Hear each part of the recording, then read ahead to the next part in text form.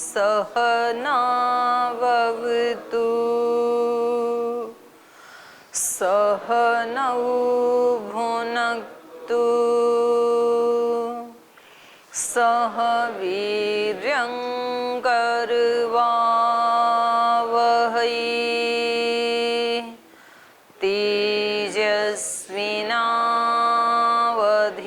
तेजस्विनावधीतमस्तु मा विद्विषावहै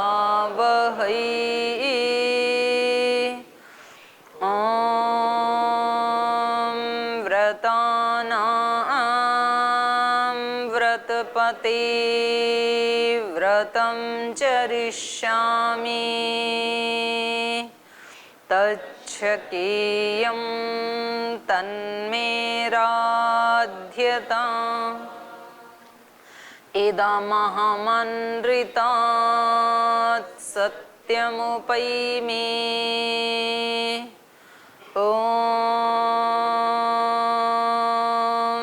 शान्ति शान्ति शान्तिः।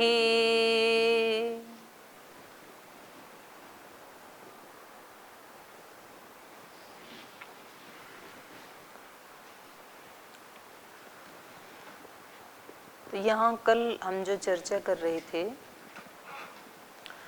ऋष्यशृंग ऋषि को लाया जाए अश्वमेध यज्ञ करने के लिए, ऐसा यहाँ पर सभी ने बताया। तो पहले भी किसी ने अश्वमेध यज्ञ किया और ऋष्यशृंग को बुलाया, उनकी कथा सुमंत्र सुना रहे हैं राजा दशरथ को।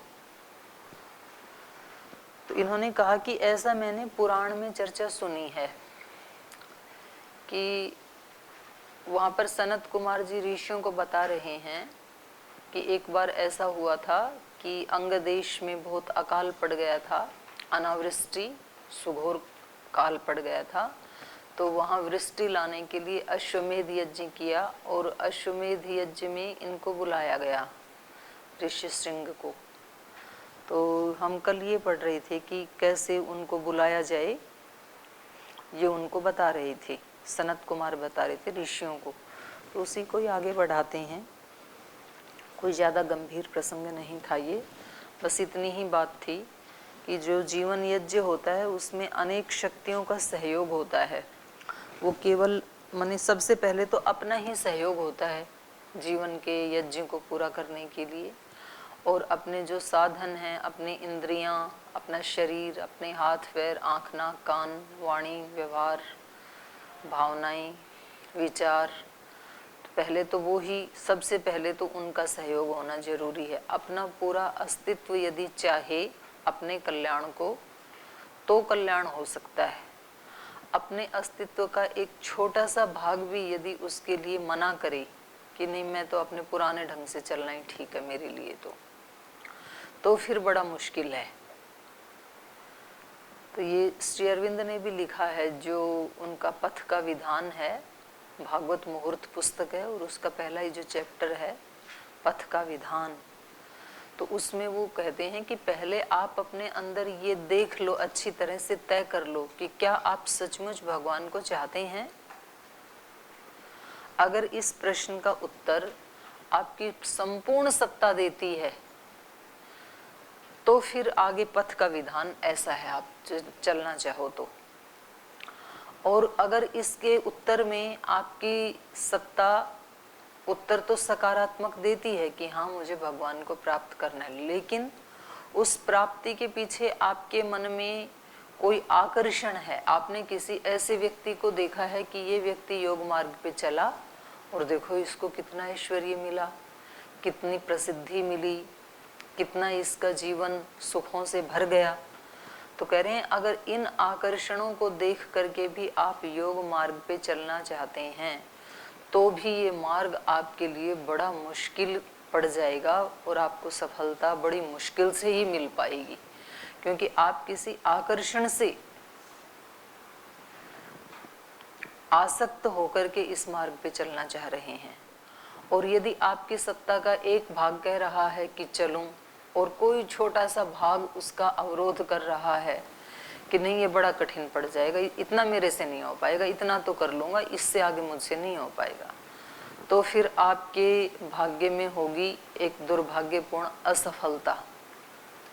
और यदि आपकी सारी सत्ता, समूची सत्ता एकदम अपने आप को न्योछावर करने के लिए, पूर्ण समर्पित करने के लिए तैयार है, तो फिर आपका इस पथ के ऊपर स्वागत है। लेकिन पथ का विधान ऐसा ही है जैसा उन्होंने लिखा है ना, उसमें कोई चेंज नहीं होगा। तो उसमें आप ये नहीं पूछ सकते कि जी कोई शॉर्टकट है इसमें। श्रद्धेय स्वामी सोमानंद जी महाराज जी से पूछा एक बार किसी ने आके कि स्वामी जी अध्यात्म में चलने का सबसे शॉर्टकट रास्ता कौन सा है। ये प्रश्न डोमेट वाले स्वामी जी से भी पूछा किसी ने,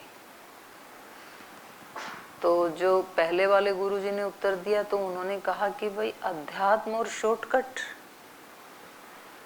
का कोई सवाल ही नहीं है। वहां तो चुन चुन के दोषों को, बाधाओं को पार किया जाएगा, एक भी नहीं रहना चाहिए। और इन्होंने कहा कि आपको चाहिए क्या, आपको शॉर्टकट चाहिए या भगवान चाहिए, दोनों में से एक को चुनो। अगर आपको शॉर्टकट चाहिए तो भगवान को भूल जाओ आप, और यदि भगवान चाहिए तो ये पूछो ही मत कि रास्ता किधर से जाएगा। चाहिए मतलब चाहिए, कैसे मिलेगा, कब मिलेगा, कितने कष्टों से मिलेगा, उसमें कौन कौन से अपमान सहने पड़ेंगे, उसमें कब कब अपने आप को बैक गियर लगाना पड़ेगा। आपको पता है यहाँ आप में से ही जो विद्यार्थी बैठे हैं उनमें से कुछ बहुत हाई क्वालिफिकेशन वाले भी हैं, और भी आज एक विद्यार्थी कह रहे थे जो MBBS डॉक्टर हैं, कुछ आप में टेक्नोलॉजी वाले हैं, साइंस वाले हैं, कुछ नौकरी भी छोड़ के आए हुए हैं, और उस संसार में उसकी बहुत वैल्यू है। और यहाँ के आपको कह दिया कि इनके सबके साथ यहाँ पर ऐसे भी विद्यार्थी हैं जो बहुत सामान्य उसमें आए हैं स्थिति में, ऐसे भी हैं जो विशेष स्थिति से आए हैं। यहाँ कहा कि सब साथ बैठो, और फिर आपको संस्कृत पढ़ाई जा रही है। तो उस समय हमारा मन कहता है इनको हमारी क्वालिफिकेशन का कुछ पता ही नहीं है क्या, ये हमारे साथ ऐसे बिहेव करते हैं जैसे LKG UKG वाले बच्चों को बिठाते हैं, तो रिएक्ट करते हैं अहंकार। फिर उस समय तो उस समय मतलब अगर इस तरह की स्थिति है कि भाई हमारा तो वही रास्ता ठीक था, यहाँ इनको नहीं पता हमारी कीमत का, तो अहंकार फिर बाधा डालता है वहाँ पे। श्री अरविंद ने भी वहाँ लिखा है कि यहाँ पर अनेक ऐसी अपार चढ़ाइयाँ हैं जिनके ऊपर चढ़ना बहुत कठिन पड़ेगा आपको, और अनंत ढलान है, एकदम से ऐसे फिसल जाओगे कि ऊपर से एक बार आपने पैर छोड़ा तो तलहटी में ही आके टिके, फिर इतना ऊंचा चढ़ना पड़ेगा। तो अध्यात्म का मार्ग ऐसे ऐसे है, अप डाउन वाला है, ऐसे सीधा नहीं है। मैंने भी पूछा था पिछली बार श्रद्धेय स्वामी प्रेम विवेकानंद जी से, शायद आप में कुछ भाई वहाँ उपस्थित भी होंगे, तो उनका महाराज जी ये मतलब ऐसे ऐसे हो जाता है बीच बीच में। तो उन्होंने कहा कि अध्यात्म का मार्ग है ही ऐसा ही, सीधा नहीं चलता है। तो उन्होंने हार्ट का उदाहरण दिया कि जैसे वो किसी हार्ट के रोगी को एडमिट करते हैं हॉस्पिटल में, तो लाइनें ऐसे ऐसे चलें, इसका मतलब रोगी जिंदा है, इस बात का प्रतीक है। और एकदम सीधी लाइन आ जाए यदि कंप्यूटर में, खत्म, इसका ये मतलब है। तो एक सम अवस्था, एकदम सम स्थिति, या तो जिसने प्राप्त कर लिया, कृतकृत्य हो गया, उस योगी के चित्त की हो सकती है, या तो फिर डेड बॉडी की हो सकती है। साधक की तो स्थिति ऐसी होती है ना, उसके सामने रोजाना नई नई सिचुएशन आती हैं, नई नई परिस्थितियां आती हैं, और उनको वो अपने हृदय को और अपने मस्तिष्क को तो समता में रखने का प्रयास करता है वो, लेकिन उसके ऊपर प्रभाव तो पड़ता ही है, और समता में लाने का प्रयास करता है, ये ही साधना है। तो वो कहते हैं कि वहाँ घबराना नहीं, रास्ते को छोड़ना नहीं, जब ढलान आई तब भी नहीं छोड़ना, और जब बहुत ऊंची चोटी दिखाई दे आपको कि वहां चढ़ना पड़ेगा, इतना करना पड़ेगा, तब भी डरना मत। और वो अंतिम चोटी नहीं, वो पहली चोटी है, और ऐसी ऐसी आप अनेक चोटियां चढ़ जाएंगे और तब आपको दिखेगा कि उससे भी बहुत ऊंची ऊंची आगे अभी बाकी हैं। तो ये आप इधर भी देख सकते हैं। आप जैसे ऋषिकेश से आगे निकले तो हिमालय पर्वत शुरू हो जाता है। तो आपको कैलाश पर्वत या गोमुख से ऊपर तपोवन आदि जाने के लिए आप सोचेंगे कि चलो अब इस पहाड़ पे चढ़ते हैं, बड़ा कठिन है इतने ऊंचे पहाड़ पे चढ़ना। वहां जाके आप देखेंगे तो बोले ऐसी तो बहुत चढ़ाइयां हैं अभी आगे। जैसे अपने देवप्रयाग में पहुंचते हैं तो वहां तक कई सारे पहाड़ चढ़ चुके होते हैं, फिर वहां जाके देखते हैं तो अनंत और चढ़ाइयां दिखाई देती हैं, लगता है कि हम तो बिल्कुल नीचे जमीन पे ही हैं अभी। तो ऐसा ही अध्यात्म का मार्ग है। तो ये जो अश्वमेध यज्ञ करने वाला व्यक्ति है, जिसको राम की उत्पत्ति चाहिए, तो ये अश्वमेध यज्ञ में सबसे पहले तो अपने वाली सत्ता को सारी को समाहित करना होता है, एकाग्र करना होता है, पूरी सत्ता की डिमांड होनी चाहिए वो। और ये साधक को बहुत जागरूकता पूर्वक देखना होता है और ईमानदारी पूर्वक देखना होता है। और हम पाएंगे हमारे बहुत सारे पार्ट्स ऐसे हैं अस्तित्व के, कहीं कोई भावना, कभी कोई विचार, कभी कोई आकर्षण, कभी कोई आलस्य, कभी कोई प्रमाद। वो कहते हैं कि इसको तो रहने दो, ये क्या बाधा डालता है, इसको साथ रखते हुए भी तो साधना हो सकती है, तो उसको छोड़ना नहीं चाहता है। और उसके बाद फिर और बहुत सारी शक्तियां चाहिए, केवल मात्र अपने वाली से भी पूरा यज्ञ नहीं होगा।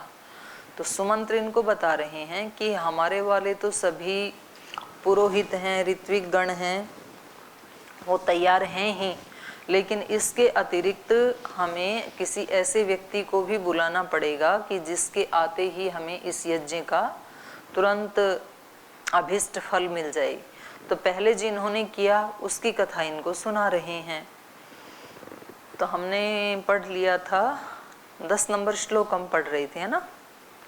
तो 8 में इन्होंने बताया था कि ये जो विभांडक नाम के ऋषि हैं और ऋषि श्रृंग इनके पुत्र हैं और हमेशा अपने पिता के साथ ही रहते हैं नित्य वन में, वहीं इनका संवर्धन हुआ।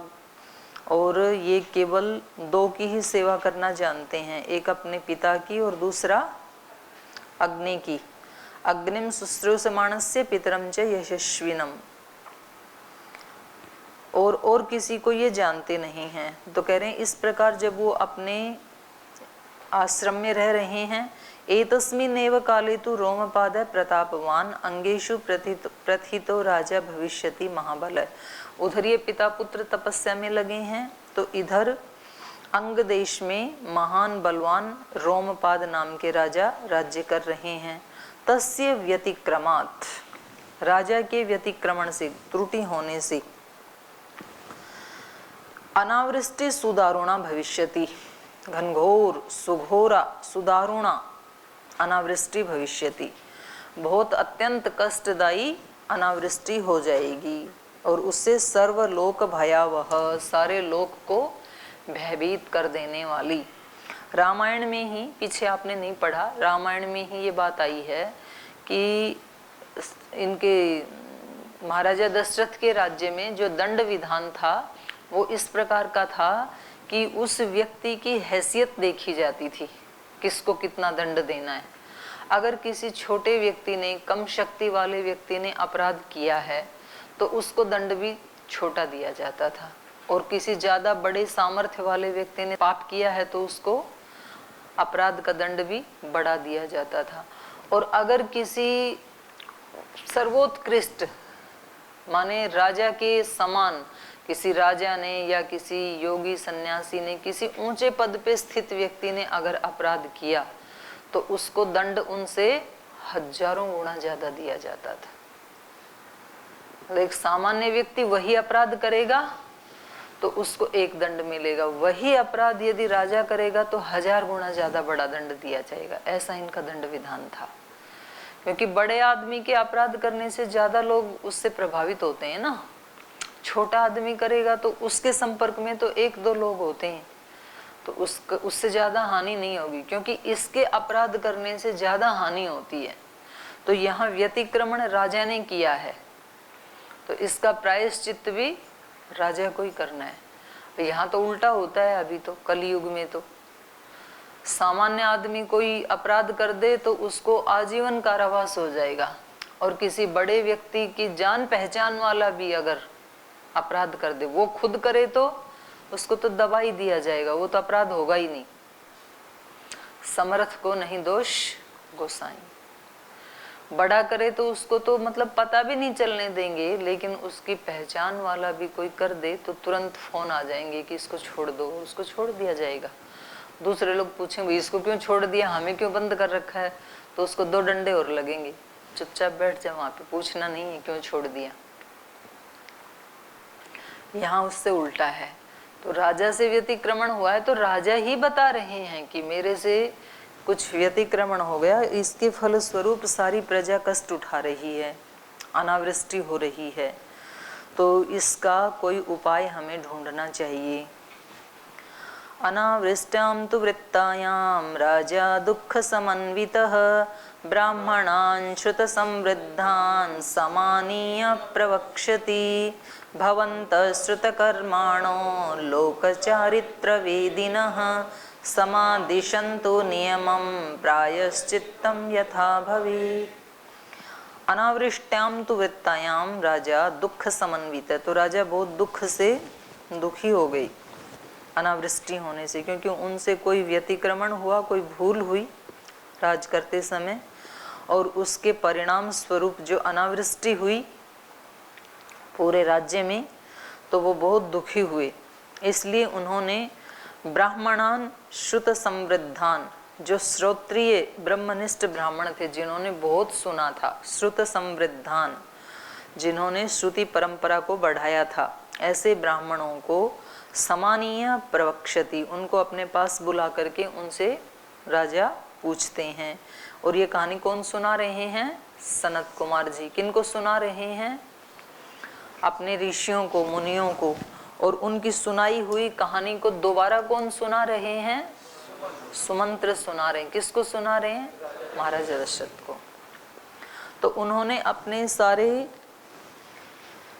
सम्माननीय जो ब्राह्मण थे उनको बुलाया और उनसे कहा, भवंत श्रुत कर्माण लोक चारित्र वेदिनः, कि आप सब तो श्रुत कर्माण, श्रुति में जो कर्म कहे हैं कि कब कौन सा कर्म करना चाहिए, अनावृष्टि होने पर क्या करना चाहिए, अतिवृष्टि होने पर क्या करना चाहिए, तो आपको सब पता है, आप तो श्रुत कर्माण हैं। लोक चारित्र वेदिना, और लोक में लोक के चरित्र को, लोक व्यवहार को जानने वाले हैं, उसकी अनुभूति करने वाले हैं कि लोक की में व्यक्तिगत कोई आपदा आए तो क्या उपाय करना है, कोई पूरे लोक में, पूरे राज्य में कोई आपदा आए तो क्या उपाय करना है, तो वो आप सब जानने वाले हैं। इसलिए समादिशंतु नियमम, तो कोई ऐसे नियम मुझे बताइए, उनका मुझे आदेश दीजिए, निर्देश दीजिए, प्रायश्चित्तम यथा भवेत्, जिससे कि इस भूल का प्रायश्चित्त हो सके। प्रायश्चित्त होता है क्या भूलों का? होता है कि नहीं होता है? कोई त्रुटि कर दी और फिर उसका प्रायश्चित्त कर लिया तो ठीक हो जाएगी त्रुटि? नहीं होगी तो प्रायश्चित्त का क्या फायदा फिर, जब त्रुटि ठीक ही नहीं होगी तो? भविष्य में तो वैसे ही वो ध्यान रखेगा कि मैं नहीं करूंगा, तो प्रायश्चित्त की क्या जरूरत है? ऐसे संकल्प भी तो कर सकते हैं बिना प्रायश्चित्त के भी कि आगे नहीं करेंगे, तो फिर प्रायश्चित्त की क्या जरूरत है?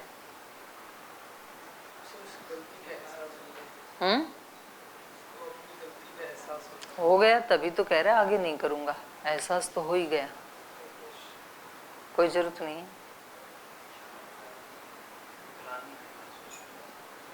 ग्लानि नहीं महसूस करेगा। और बताओ प्रायश्चित्त क्यों करना चाहिए? हैं? हो जाएगी प्रायश्चित्त करने से। किसी ने किसी की गर्दन काट दी अब प्रायश्चित्त कर रहा है कि ये तो मैंने बड़ा गलत किया, तो गर्दन वापस आ जाएगी क्या, भरपाई हो जाएगी? नहीं हो पाएगी। क्योंकि एक कर्म फल का सिद्धांत हमारे पास ये भी है ना कि एक बार जो हमने किया उसको कोई भी बदल नहीं सकता है। मतलब जो हो गया उसको हम भी नहीं बदल सकते हैं। हेयम दुखम अनागतम, अनागत वाले को तो बदल सकते हैं, पर जो हो गया उसको तो नहीं बदल सकते हैं। तो इनसे जो दोष हो गया सो तो हो गया, तो क्यों पूछ रहे हैं अभी प्रायश्चित्त के लिए? प्रायश्चित्त से अब क्या बनने वाला है? जो हो गया वो तो हो गया, तो क्यों करना चाहिए प्रायश्चित्त?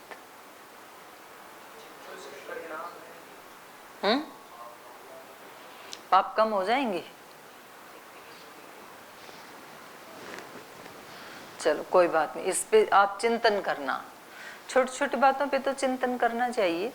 तो कल बताना मेरे को कि प्रायश्चित्त करने से क्या हमारे वो दोष या अपराध जो हमने किए हैं तो वो नष्ट हो जाएंगे? क्या हो जाएं तब तो सारे काम छोड़ के प्रायश्चित्त में ही लगें, फिर तो पीछे वाले सारे खत्म हो जाएं। और यदि किया हुआ नष्ट होता ही नहीं है तो फिर प्रायश्चित्त का विधान क्यों? क्योंकि शास्त्रों में विधान भी तो किया है, चांद्रायण व्रत आदि योग दर्शन में पढ़े हैं ना आपने, तो प्रायश्चित्त किया जाता है।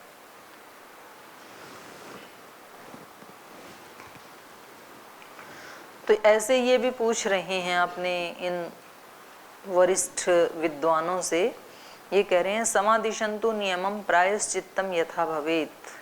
कोई ऐसा नियम बताइए, कोई ऐसा निर्देश दीजिए ताकि मैं अपनी इस भूल को ठीक कर सकूं, प्रायश्चित्त कर सकूं इसके लिए।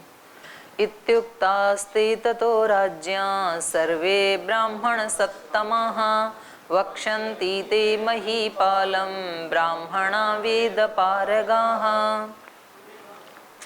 इत्युक्तः ते ततः सर्वे, ते सर्वे इत्युक्तः राज्ञा, राजा के ऐसे कहने पर वो सारे ब्राह्मण सप्तमः, जो विद्वान ब्राह्मण लोग थे, विद्वान लोग थे, उन्होंने ते वक्षन्ति महीपालम ब्राह्मणा वेद पारगाः, तो वो उनको महीपाल को, उसको राजा को, वो सारे वेद में पारंगत जो ब्राह्मण हैं वो उनको उपाय बताएंगे। ऐसे सनत कुमार जी सुना रहे हैं और यहाँ सुमंत्र सुना रहे हैं कि वो उनको सलाह देंगे राजा को। क्या सलाह देंगे वो? विभाण्डक सुतं राजन् सर्वोपायैर्हानय आनाय्य तु महीपाल ऋष्यशृङ्गं सुसुत्कृतं। विभाण्डक सुतं राजन् ब्राह्मणं वेदपारगं प्रयच्छ कन्यां शान्तां वैविधिना सुसमाहितः। विभाण्डक सुतं राजन सर्व उपायै इह आनय, वो बताएंगे कि किसी भी उपाय से जो विभाण्डक के पुत्र हैं, सुत हैं, कौन है वो? ऋष्यशृंग, उनको यह आनय, उनको यहाँ राज्य में लाना चाहिए, क्योंकि वो बहुत तपस्वी हैं और सर्वथा निर्दोष हैं, क्योंकि उन्होंने अपने पिता के अलावा किसी ऋषि और ऋषि जीवन के अलावा और कुछ देखा ही नहीं है, तो पाप का प्रवेश होने का चांस ही नहीं है ना। तो सर्वथा निर्दोष व्यक्ति अगर हमारे आसपास आ जाता है कोई, तो आसपास वालों के भी पाप नष्ट हो जाते हैं। माने जैसे हमारी पृथ्वी के ऊपर सूर्य आ जाता है तो पृथ्वी पर रहने वाले सब लोगों के लिए भी अंधकार का नाश हो जाता है। सूर्य के लिए तो अंधकार का नाश है ही, वो तो है ही सूर्य, तो उसके पास तो अंधकार आ ही कैसे सकता है। लेकिन उस सूर्य की सन्निधि में जो रहने वाले हैं उनके पास भी अंधकार नहीं आता। तो यदि हम लाएंगे ऋष्यशृंग को, तो वो इतने निष्पाप व्यक्ति हैं कि जिन्होंने पाप किए हैं उनको भी उन पापों से वो नहीं होगी, जलन नहीं होगी, उनके भी पाप शांत हो जाएंगे। अब इसके ऊपर भी आपको विचार करना है कि दूसरे के निर्दोष होने से हम कैसे शांत हो सकते हैं, हमारा चित्त कैसे निर्मल हो सकता है। तो संगति का कितना प्रभाव पड़ सकता है। एक तो संगति का प्रभाव तो पड़ता ही है, तो जैसे सूर्य की संगति से उसके सन्निधि में रहने वालों का अंधकार नष्ट होता है, अग्नि के पास रहने से सर्दी दूर होती है, जल के पास, गंगा के पास बैठने से गर्मी दूर होती है। तो ऐसे ही योगी जनों के संग में रहने से, ऐसे ऋषि श्रृंग जैसे जो निर्दोष महान आत्माएं हैं, उनके संग में रहने से कितना हमारे ऊपर प्रभाव पड़ सकता है। क्योंकि उसके विपरीत उदाहरण भी आपको मिलेंगे। ऐसे महापुरुषों के पास जो रहने वाले थे, तो ऐसे उदाहरण भी आ जाएंगे कि उनके ऊपर प्रभाव पड़ा ही नहीं, और दूसरी तरफ हम कह रहे हैं कि इतना प्रभाव पड़ जाता है। तो ये चिंतन करने योग्य है कि कितना प्रभाव पड़ता है। इसलिए ये कह रहे हैं कि किसी भी प्रकार यहाँ अपने राज्य में उनको लेके आना चाहिए। विभांडकः सुतम राजन सर्वोपायी, सब प्रकार के उपाय करके, माने किसी भी उपाय से, इह आनय आनाइये तो महीपाल ऋष्य श्रृंगम सुसत्कृतम, और उनको बुला करके उनका यहाँ पर सुसत्कृतम, अच्छी तरह से उनका सत्कार करना चाहिए, सम्मान करना चाहिए। तो जहाँ पर पूजा करने योग्य लोगों की पूजा होती है और दंड देने योग्य लोगों को दंड दिया जाता है, तो वहाँ सब प्रकार की समृद्धि बनी रहती है। दोनों ही होने चाहिए। जो राजनीति है, राजा का जो विधान है, उसमें दोनों होने चाहिए। अगर केवल अपराधियों को दंड देते हैं और विद्वानों को कोई पूछता ही नहीं है, तो भी फिर अधूरी रहेगी राजनीति। और केवल कुछ लोगों को तो वो देते रहते हैं, नोबेल पुरस्कार देते रहते हैं, अन्य अन्य पुरस्कार देते रहते हैं, और जो अपराधी हैं उनको पकड़ते ही नहीं है, तो भी अधूरा रहेगा। और फिर यथा योग्य को नहीं पूजा जाता है, अपूज्य यत्र पूज्यन्ते, जो पूजा के योग्य ने उनकी पूजा की जाती है, और जो वास्तव में पूजा के योग्य हैं उनकी उपेक्षा कर दी जाती है, तो भी वहां पर कलह रहेगा। तो ये बहुत, राजा के जो मंत्रिमंडल के लोग हैं उनको बहुत समझदार होना चाहिए, अति विवेकी होना चाहिए और अत्यंत निर्लिप्त होना चाहिए। उनके अपने राग द्वेष नहीं होने चाहिए। उनके मन के अंदर यदि आसक्तियां हैं, राग द्वेष हैं, तो फिर वो राजा को भी न्याय नहीं करने देंगे, उसको भी अन्यायी बना देंगे। तो राजा से भी ज्यादा महत्वपूर्ण उनके आसपास वाले लोग होते हैं। ऐसे ही हमारे जीवन में आत्मा से भी ज्यादा महत्वपूर्ण हमारे मन, बुद्धि आदि जो आत्मा को दिखाते हैं ना संसार कैसा है, वो ज्यादा महत्वपूर्ण है आत्मा से भी ज्यादा। क्योंकि वो जैसा दिखाते हैं आत्मा वैसा वैसा बनता चला जाता है। तो ये जो आत्म संवाद चलता है ना हमारा, हम जो बोलते हैं भद्रं कर्णेभिः शृणुयाम, हम कानों से हमेशा भद्र सुने, तो दूसरे लोग तो ज्यादा नहीं बोलते हैं, हम स्वयं ज्यादा बोलते हैं। और हम जो बोलते हैं वो भद्र है या अभद्र है, ये हमें सुनने की आवश्यकता है। हमारे अंदर जो आत्म संवाद चलते हैं वो हमारे आत्म संवाद भद्र हैं कि अभद्र हैं। हम सबसे ज्यादा किससे बात करते हैं? अपने आप से। सबसे ज्यादा किसको सुनते हैं? अपने आप को। तो हम क्या सुना रहे हैं अपने को, दूसरे हमें क्या सुना रहे हैं, वो भी महत्वपूर्ण है। उससे भी ज्यादा महत्वपूर्ण ये हम क्या सुना रहे हैं अपने को।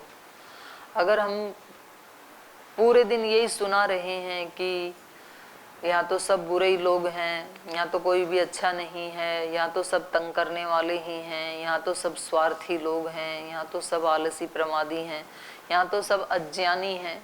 ज्ञान भगवान ने केवल एक मेरे को ही दे रखा है। अगर मेरे हाथ में एक दिन ये सारी पतंजलि योग पीठ की व्यवस्था आ जाए तो मैं सारे दोषों को, त्रुटियों को मिटा के रख दूं। ऐसे आता है ना कभी कभी मन में।